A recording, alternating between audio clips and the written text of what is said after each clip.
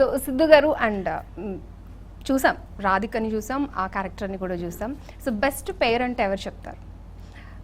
వైషువా, లేకపోతే నేహానా, లేకపోతే అనుపమానా? వైష్ణవి అండి.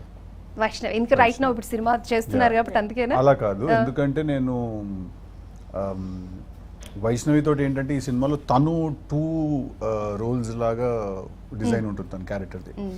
సో నాకు చాలా ఫస్ట్ హాఫ్లో చేసిన వైష్ణవి, సెకండ్ హాఫ్లో ఉన్న Vaishnavi 2 different characterisations completely. So అందుకు ఐఎమ్ సేయింగ్ దట్ యునో ఎక్కువ మటీరియల్ ఉన్న రోల్, మీట్ ఉన్న రోల్ తనది అని. అండ్ తను కూడా చాలా బాగా చేసింది సినిమాలో.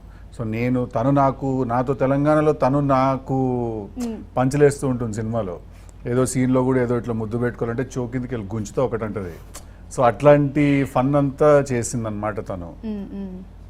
వైష్ణవిని ఈ క్యారెక్టర్కి ఎందుకు చూస్ చేసుకున్నాడు? లేకపోతే ఇంతకు ముందు ఎవరినన్నా చూసిన తర్వాత? తనే ఫస్ట్ అనుకున్నాం ఈ సినిమా. బికాస్ ఆఫ్ లాంగ్వేజ్, దాని గురించి? లాంగ్వేజ్ అనే కాదు, ఐ థింక్ దట్ ఈ సినిమాలో క్యారెక్టర్ చాలా నేటివ్ రోల్ అనమాట. అంటే చాలా హైదరాబాద్లో ఉండి పుట్టి పెరిగిన ఒక అమ్మాయి క్యారెక్టరైజేషన్.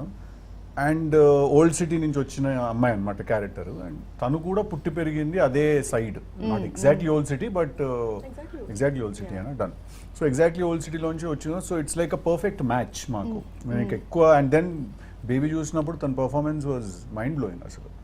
సో అది చూసి వి డిసైడెడ్ దట్ 100% అని తనే మా ఫస్ట్ చాయిస్ ఈ సినిమాకి. 100% తన్నే కాస్ట్ చేశాను.